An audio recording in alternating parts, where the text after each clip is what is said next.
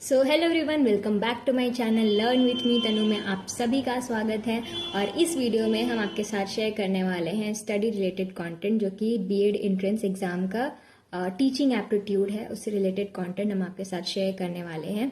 तो आप जो भी वीडियो सर्च करोगे यूट्यूब पे कि टीचिंग एप्टीट्यूड के लिए आपको क्या पढ़ना चाहिए, कितना पढ़ना चाहिए, तो पहले एक बात क्लियर कर देते हैं हम आपके साथ कि इसमें सबसे इम्पॉर्टेंट है आपका दिमाग।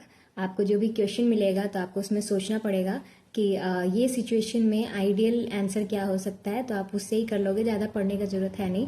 मतलब जैसा हम लोग स्कूल में जैसा होता था हमारे साथ, वैसा बिल्कुल नहीं। जैसे कि अगर बच्चा ध्यान नहीं दे रहा है तो टीचर को क्या करना चाहिए, तो हम लोग वाले तो मार देते थे, इधर से पढ़ता था उधर से, और पनिशमेंट मिलता था। तो ऐसा बिल्कुल वो आंसर नहीं टिक करना है। इसमें आपको सोचना, अगर ध्यान नहीं दे रहा है तो टीचर को उसका ध्यान अपनी तरफ करना चाहिए, फन एक्टिविटी कराना चाहिए, वगैरह वगैरह। ऐसा ही है।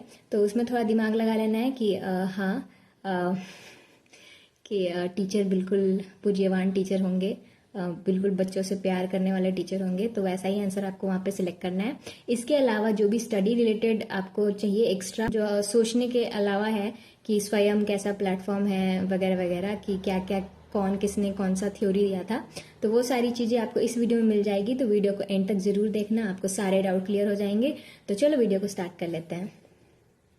So, teaching aptitude is an important topic for the BEd exam, as it tests a prospective teacher's ability to teach and understand various educational concept.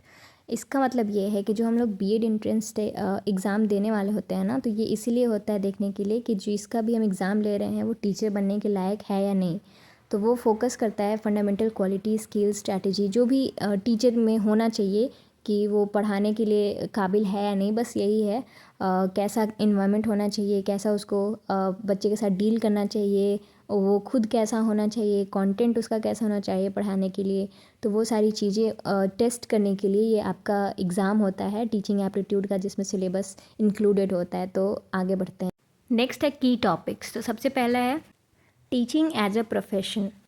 Teaching is a process of imparting knowledge, skills, values and attitudes to students.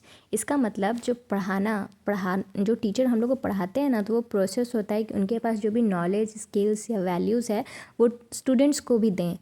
मतलब जो भी knowledge required होता है एक student को बड़ा होने में, सीखने में, दुनिया को समझने में, वो सारी चीज़ें, वैल्यू, एटीट्यूड, वो सारी चीज़ें एक टीचर अपने स्टूडेंट में देता है। तो इस प्रोसेस को ही टीचिंग बोलते हैं या पढ़ाना बोलते हैं। Next, characteristics of a good teacher. एक अच्छे टीचर में क्या क्या गुण होते हैं? तो नॉलेजेबल होने चाहिए, उनको अच्छा खासा ज्ञान होना चाहिए, नॉलेज होना चाहिए जो भी सब्जेक्ट वो पढ़ा रहे हैं उस चीज़ का। पेशेंट होना चाहिए, एम्पैथेटिक होना चाहिए, मतलब उनके अंदर समझाने के लिए बहुत धैर्य होना चाहिए कि स्टूडेंट को समझ करके उनके अकॉर्डिंग कैसे वो बता पाए। इसके लिए उनके अंदर बहुत पेशेंस होना ज़रूरी है। स्ट्रॉन्ग कम्युनिकेशन स्किल होना चाहिए ताकि वो अपनी बातों को स्टूडेंट तक अच्छे से समझा पाएँ। अडेप्टेबिलिटी टू डाइवर्स लर्नर्स, मतलब एक क्लास में एक तरह का स्टूडेंट नहीं होता है, बहुत अलग अलग तरह के स्टूडेंट होते हैं। कुछ ज़्यादा जल्दी समझ सकते हैं और किसी का ध्यान नहीं लगता है क्लास में, तो उसके अकॉर्डिंग अपने आप को वैसा बनाना ताकि सारे स्टूडेंट्स उनकी बातों को समझ पाएँ। और क्रिटिकल थिंकिंग, मतलब कभी भी कोई भी सिचुएशन में उनको सोचने समझने का अच्छा सा हो। मतलब ऐसा नहीं कि बस पढ़ाने गए पढ़ा दिए, वैसा नहीं। उनका अकॉर्डिंग टू सारे सिचुएशन को देख करके, पढ़ाई को देख करके, स्टूडेंट को देख करके उनका अप्रोच कैसा है, वो सारा इम्पॉर्टेंट चीज़ें होती है जो एक टीचर के अंदर होना चाहिए, जो एक टीचर को अच्छा टीचर बनाता है। तो चलते हैं नेक्स्ट पॉइंट पे। नेक्स्ट है ऑब्जेक्टिव ऑफ टीचिंग। पढ़ाने का क्या एम होता है? Cognitive development, enhancing the intellectual abilities of students, जैसे कि knowledge, understanding, critical thinking. Cognitive development मतलब होता है दिमागी विकास, सोचने समझने की शक्ति। अगर हम पढ़ा रहे हैं तो जो भी स्टूडेंट है उसके सोचने समझने का शक्ति बढ़े, उसको किसी भी चीज़ का नॉलेज हो, समझ हो, वो सोच पाए। ये एक मेन डेवलपमेंट, मतलब ये एक मेन ऑब्जेक्टिव होता है पढ़ाने का, कि स्टूडेंट का मन का, दिमाग का विकास हो। तो नेक्स्ट है इमोशनल डेवलपमेंट, जिसमें कि स्टूडेंट इस लायक बन जाए कि वो इमोशनली सारा डिसीजन खुद से ले पाए, समझ पाए। फॉर एग्जांपल उसके आसपास में क्या हो रहा है वो सिचुएशन के अकॉर्डिंग अपना डिसीजन ले। जैसे कि अगर उसका फ्रेंड लंच बॉक्स नहीं लाया है तो उसे ये डिसीजन खुद से लेना आना चाहिए कि हाँ वो शेयर करे अपना लंच बॉक्स। तो ये होता है इमोशनली डेवलपमेंट कैसे हो सकता है स्टूडेंट का। तो नेक्स्ट है सोशल डेवलपमेंट। सोशल डेवलपमेंट में स्टूडेंट को इस लायक बनाया जाता है ताकि वो सोशली इंटरेक्ट कर पाए, समाज से दोस्त बना पाए, घुल मिल पाए। इस तरीका का उसे स्टूडेंट को डेवलप किया जाता है टीचिंग के द्वारा। तो नेक्स्ट चलते हैं मोरल डेवलपमेंट। मोरल डेवलपमेंट में स्टूडेंट को अच्छे मोरल वैल्यूज़ दिए जाते हैं, जैसे कि उसे काइंड होना चाहिए, सच बोलना चाहिए, डिसिप्लिन होना चाहिए, ये सारी चीज़ें, ताकि वो लाइफ में सक्सीड कर पाए। तो नेक्स्ट टॉपिक है teaching methods and approaches. Lecture method जो ट्रेडिशनली जैसे टीचर पढ़ाते थे ना, जैसे क्लास में आकर के उनको जो पढ़ाना है वो बोल करके चले गए, लेक्चर दे करके चले गए, तो वो होता है लेक्चर मेथड। ये टीचर सेंटर्ड होता है, जिसमें सारी रिस्पॉन्सिबिलिटी टीचर के ऊपर होती है कि वो क्या पढ़ाना चाहते हैं, कैसे पढ़ाना चाहते हैं, तो वो वही पढ़ाते हैं। तो नेक्स्ट है डेमोन्स्ट्रेशन मेथड। इसमें क्या होता है कि टीचर को जो भी सब्जेक्ट मैटर पढ़ाना है, मतलब जो भी टॉपिक पढ़ाना है, तो उसको वो क्लास में प्रैक्टिकली करके दिखाते हैं कि ये कैसे होता है। फॉर एग्ज़ाम्पल कि अगर कोई सॉल्यूशन बन रहा है, उसमें क्या क्या ऐड करके कैसे बन रहा है, तो वो प्रैक्टिकली दिखाना होता है डेमोन्स्ट्रेशन मेथड। फॉर एग्ज़ाम्पल वो वीडियोज़ भी दिखा सकते हैं या फिर क्लास में प्रैक्टिकल कोई प्रोसेस करके दिखा सकते हैं। लीफ का पार्ट कैसा, किसको क्या बोलता है, प्लांट ला करके इसका रूट कैसा होता है, वो एक प्रैक्टिकल मेथड होता है जिसको डेमोन्स्ट्रेशन मेथड बोलते हैं। तो चलते हैं नेक्स्ट पॉइंट पे। तो नेक्स्ट है डिस्कशन मेथड। इस मेथड में जो टीचर होते हैं वो स्टूडेंट्स को बोलते हैं कि आप इस आइडिया में क्लास में डिस्कस करो, जिससे जो भी पॉइंट सही लगता है, जो क्या समझते हैं, वो क्लास में हाथ उठा करके बता सकते हैं। और इस मेथड में स्टूडेंट्स जो है वो ज़्यादा समझते हैं, क्योंकि वो एक्टिव होकर के इसमें पार्टिसिपेट करते हैं और एक दूसरे को सुनते हैं, तो वो ज़्यादा सीखते हैं, समझते हैं। और नेक्स्ट है प्रोजेक्ट मेथड। प्रोजेक्ट मेथड में टीचर स्टूडेंट को किसी भी टॉपिक पे एक प्रोजेक्ट बनाने को बोल देते हैं, और इस प्रोजेक्ट बनाने के ड्यूरेशन में जो स्टूडेंट होता है वो खुद से जब वो चीज़ कर रहा होता है, प्रोजेक्ट बना रहा होता है, तो वो टॉपिक को ज़्यादा अच्छे से समझ जाता है, और ये एक तरीका होता है स्टूडेंट को समझाने का। तो चलते हैं नेक्स्ट पॉइंट पे। नेक्स्ट है इंक्वायरी बेस्ड मेथड। इस पढ़ाने के तरीके में टीचर स्टूडेंट को ऐसा फील करवाते हैं कि आप जो भी टॉपिक पढ़ रहे हो तो उसके अंदर आप क्वेश्चन ढूंढो। मतलब स्टूडेंट को ऐसा फील होता है कि ये क्यों हो रहा है, कैसा हो रहा है, वो खुद से क्वेश्चन निकालते हैं, खुद से जवाब ढूंढने की कोशिश करते हैं, और इस प्रोसेस में वो ज़्यादा समझते हैं। तो ये एक इंक्वायरी बेस्ड मेथड होता है, पढ़ाने का तरीका जिसमें स्टूडेंट ज़्यादा इन्वॉल्व होते हैं सब्जेक्ट से। नेक्स्ट है कोलैबोरेटिव या कोऑपरेटिव लर्निंग। इसमें स्टूडेंट ग्रुप बना करके किसी भी टॉपिक पे आइडिया शेयर करते हैं, नॉलेज शेयर करते हैं, और इस प्रोसेस में वो उस टॉपिक पे ज़्यादा समझ पाते हैं, और इस तरह उनका सोशल डेवलपमेंट भी होता है और पढ़ने का नॉलेज भी मिलता है। तो ये एक मेथड होता है जिसमें स्टूडेंट ज़्यादा इन्वॉल्व हो पाते हैं। तो ये कुछ मेथड्स थे जिसमें किस तरीके से टीचिंग कराई जाती है। तो चलते हैं नेक्स्ट टॉपिक पे। नेक्स्ट है टीचिंग लर्निंग प्रोसेस, मतलब सीखने और पढ़ाने के प्रोसेस में क्या क्या इम्पॉर्टेंट होता है। तो सबसे इम्पॉर्टेंट है टीचर जो कि पढ़ाएंगे, स्टूडेंट जो कि पढ़ेगा, और कंटेंट सब्जेक्ट मैटर जो कि जिस चीज़ को पढ़ाया जा रहा है वो इम्पॉर्टेंट है। ये तीन चीज़ होते हैं जो कि टीचिंग लर्निंग प्रोसेस में इम्पॉर्टेंट होते हैं। और फोर्थ यहाँ पे ऐड किया गया है मेथड और टेक्निक, मतलब पढ़ाने का तरीका, किस तरह से एक टीचर जो है वो सब्जेक्ट मैटर या कंटेंट को डिलीवर करता है स्टूडेंट को, ताकि वो उस चीज़ को अच्छे से समझ पाए। तो चलते हैं नेक्स्ट टॉपिक पे। नेक्स्ट है रोल ऑफ अ टीचर। एक टीचर क्या क्या रोल निभाते हैं अपने टीचिंग के दौरान। तो टीचर बहुत सारे रोल निभाते हैं। यहाँ पे फर्स्ट पॉइंट है फैसिलिटेटर। वो गाइड करते हैं स्टूडेंट को लर्निंग के प्रोसेस के दौरान, उसे जो भी ज़रूरत होता है उस चीज़ को, ताकि वो अच्छे से समझ पाए। सारी फैसिलिटी प्रोवाइड करना, टीचिंग कराना, और जो भी समझ में ना आए तो वो कैसे सीख पाए या फिर कैसे समझ पाए, एज अ फ्रेंड उसे ट्रीट करना, ये इम्पॉर्टेंट होता है। तो ये एक रोल होता है टीचर का। मेंटोर का रोल निभाते हैं, जिसमें कि आपको इमोशनल सपोर्ट देते हैं, एडवाइस देते हैं, करियर हो या फिर टीचिंग में हो या फिर किसी भी फील्ड में आपको कैसे गाइड करना है, आपका एक एक गुरु टाइप का कि आप कैसे आगे बढ़ सकते हो, कुछ समझ नहीं आ रहा है तो नेक्स्ट आपको क्या करना चाहिए, तो एक मेंटोर का रोल निभाते हैं। इंस्ट्रक्टर जैसे कि कहीं पे भी आप जाओ तो एक इंस्ट्रक्टर होता है जो उस जगह के बारे में आपको बताता है कि यहाँ पे क्या होता है, कैसे होता है। तो टीचर का भी रोल वही होता है कि वो लेसन्स में आपको कैसे पढ़ा रहे हैं, क्या इम्पोर्टेंट है, कैसे पढ़ना है, क्या क्या चीज़ें ज़रूरी है। तो एक इंस्ट्रक्टर का रोल निभाते हैं, काउंसलर का रोल निभाते हैं कि जो भी स्टूडेंट को ज़रूरी है पर्सनल लाइफ में या फिर एकेडमिक इशू जो भी आ रही है तो पर्सनली उसको सॉल्व करे, काउंसलिंग करे स्टूडेंट का। तो ये सारे एक रोल होते हैं टीचर का जो वो निभाते हैं अपने टीचिंग के दौरान और बाहर में भी, अपने पर्सनल लाइफ में भी और प्रोफेशनल लाइफ में भी।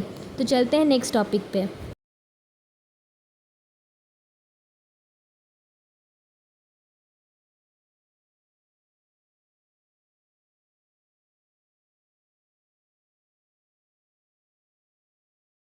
नेक्स्ट है क्लासरूम मैनेजमेंट। तो टीचर एक क्लास को कैसे मैनेज करते हैं, क्या इम्पोर्टेंट होता है, ये सारी चीज़ें इसमें डिस्कस करेंगे। फर्स्ट है डिसिप्लिन। एक पॉजिटिव रिस्पेक्टफुल एनवायरनमेंट होना चाहिए जिसमें सभी स्टूडेंट डिसिप्लिन में हो, टीचर भी डिसिप्लिन में हो और पढ़ाई डिसिप्लिन के एनवायरनमेंट में हो। इसलिए एक इम्पॉर्टेंट होता है कि कैसे क्लास को आप मैनेज करें, तो डिसिप्लिन एक बहुत इंपॉर्टेंट आस्पेक्ट है। मोटिवेशन, जब स्टूडेंट आपके पास आएंगे पढ़ने के लिए तो आपको उनको मोटिवेट करना है कि उन्हें क्यों पढ़ना चाहिए, क्यों चीज़ों को समझना चाहिए, ताकि वो एक्टिवली पार्टिसिपेट करे और पढ़ने की कोशिश करे, समझने की कोशिश करे। थर्ड है फीडबैक। जब भी कोई स्टूडेंट आपके क्लास में आए तो आपका ये अप्रोच होना चाहिए कि सारे स्टूडेंट पे आपका ध्यान हो, आप सबको पढ़ा रहे हो और इंडिविजुअली आप सभी को जाने कि किसका क्या कहाँ पे लैग कर रहा है या फिर क्या उसका स्ट्रेंथ है, ताकि आप फीडबैक दे पाए पेरेंट्स टीचर मीटिंग में या खुद से फीडबैक लेकर के आप उन स्टूडेंट्स पे काम कर पाए। तो चलते हैं नेक्स्ट टॉपिक पे। तो नेक्स्ट टॉपिक है असेसमेंट एंड इवैल्यूएशन। इसमें टीचर जो है स्टूडेंट के ग्रोथ को मेज़र करते हैं बहुत सारे प्रोसेस से, जैसे कि फॉर्मेटिव असेसमेंट। इसमें क्या होता है कि जैसे पीरियोडिक टेस्ट होते थे स्कूल में, मंडे टेस्ट या सैटरडे टेस्ट या क्विज सेशन, तो इस सेशन से या इस टेस्ट से पता चलता था कि कौन सा स्टूडेंट कितना समझ पा रहा है चीज़ों को, तो इससे ग्रोथ क्या हो रहा है ये टीचर को पता चलता था। नेक्स्ट है समेटिव असेसमेंट। जैसे कि आपका फाइनल एग्ज़ाम होता है या फिर मिड टर्म एग्ज़ाम होता है तो आप पूरे सिलेबस को समझ पाए हो या नहीं, ये फाइनल आपका एग्ज़ाम से पता चलता है, जिसको समेटिव असेसमेंट बोला जाता है। थर्ड, डायग्नोस्टिक असेसमेंट में टीचर स्टूडेंट को कुछ गैप देते हैं पढ़ाई के बीच में, ताकि वो समझ पाए कि कुछ ओवर हो रहा है अगर स्टूडेंट पे तो वो थक जाएंगे, इंटरेस्ट नहीं आएगा, तो उनको गैप्स चाहिए होता है, ब्रेक चाहिए होता है, एक्टिविटी ऐसी चाहिए होती है जिसमें वो उनका ध्यान किसी और चीज़ें पे जाए ताकि वो फ्रेश फिर स्टार्ट कर पाए, चीज़ों को समझ पाए।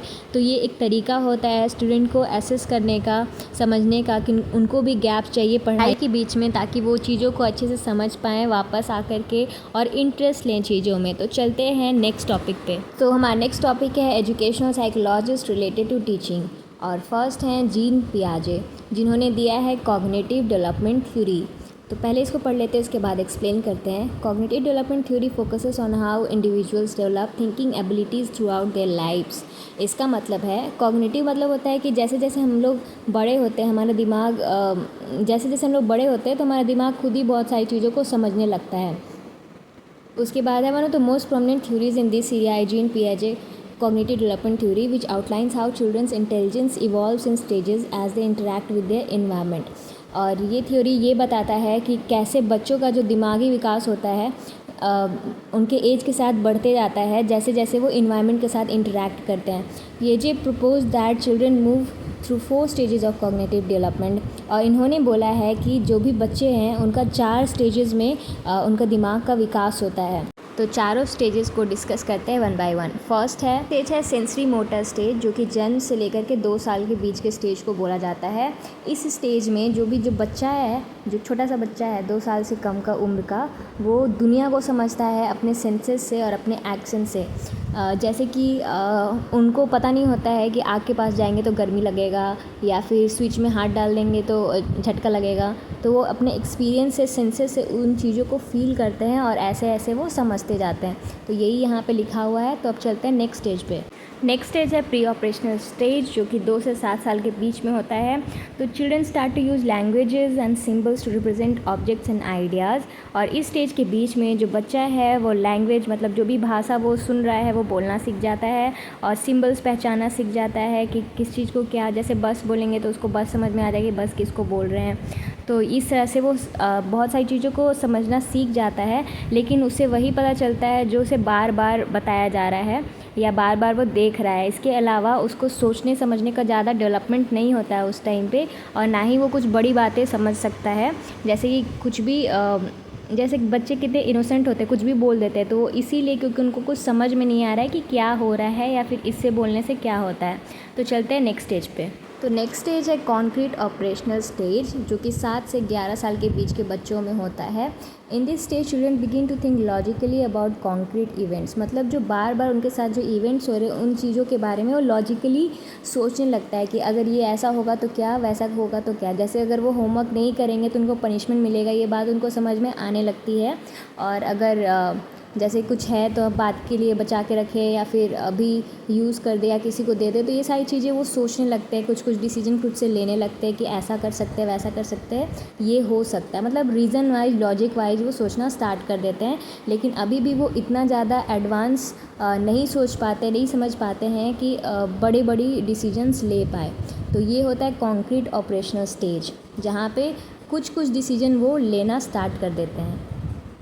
नेक्स्ट स्टेज है फॉर्मल ऑपरेशनल स्टेज, जो कि 12 साल से लेकर के ज़िंदगी भर तक के लिए रहता है। मतलब हमेशा हम लोग सीखते ही रहते हैं, ये कभी एंड नहीं होता है कि किसी स्टेज में इसको क्लासीफाई कर ले। तो adolescent develop the ability to think abstractly, logically and systematically. They can hypothesize, think about hypothetical situation and reason about concept that are not tied to physical reality.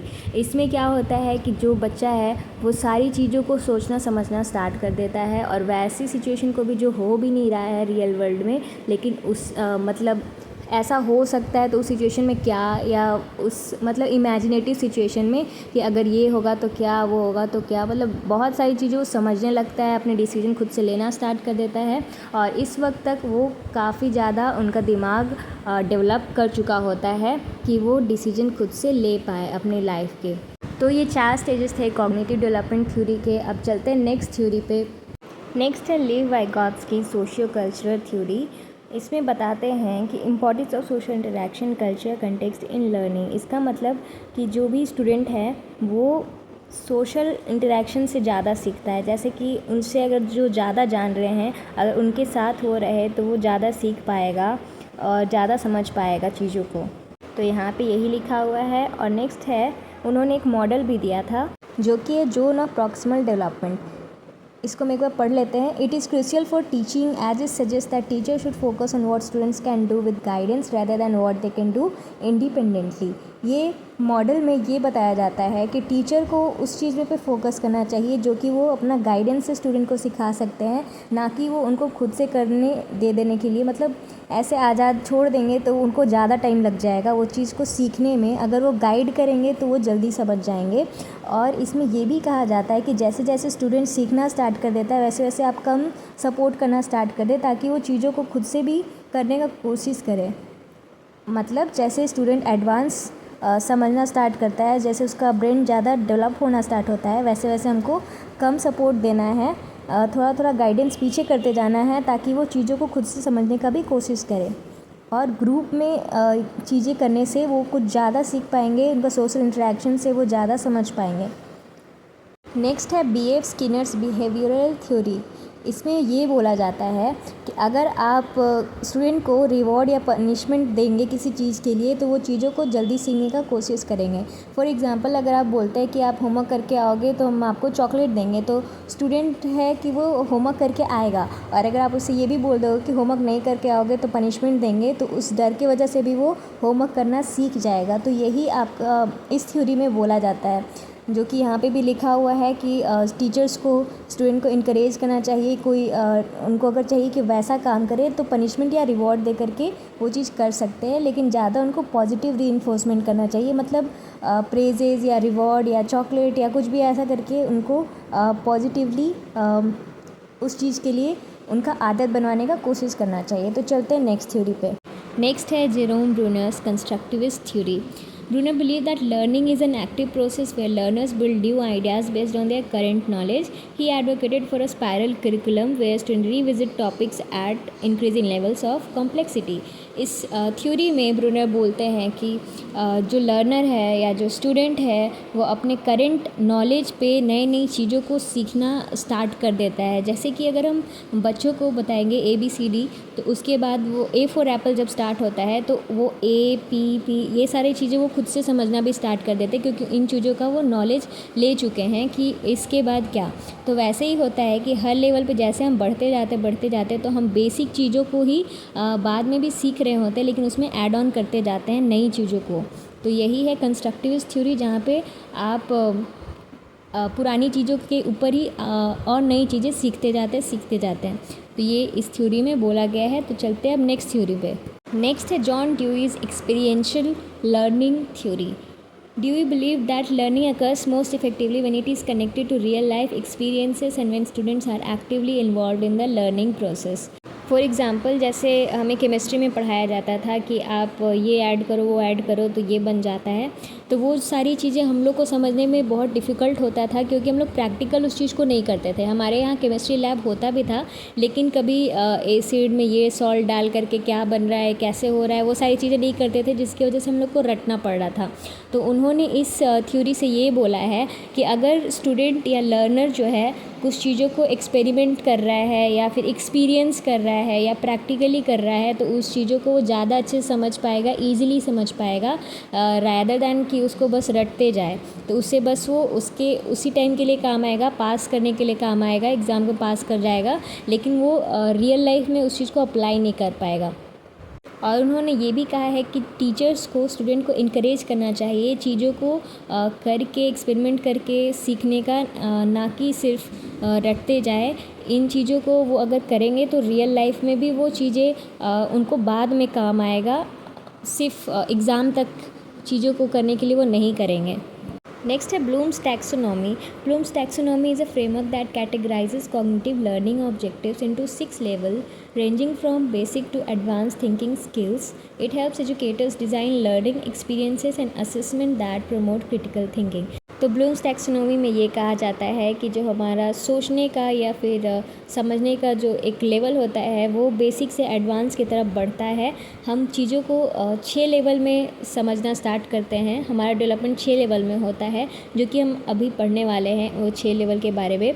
तो कैसे किसी नॉलेज को हम आगे जा कर के इंटरप्रेट करके उस चीज़ को हम अप्लाई कर पाएंगे, तो उसी चीज़ को 6 लेवल में इन्होंने कैटेगराइज़ किया है. तो इन्होंने ओरिजिनल वर्जन दिया था 1956 में. तो फर्स्ट लेवल है नॉलेज. जैसे कि हम किसी को कोई फैक्ट बताएंगे या कोई नया कॉन्सेप्ट बताएंगे तो उन्हें नॉलेज मिलेगा. ये फर्स्ट लेवल हो गया. कॉम्प्रिहेंशन, अगर हम कोई नॉलेज प्रोवाइड करते हैं तो उस चीज़ से वो क्या समझ रहे हैं, तो वो उस चीज़ों को समझने का जो लेवल होता है वो सेकंड में है.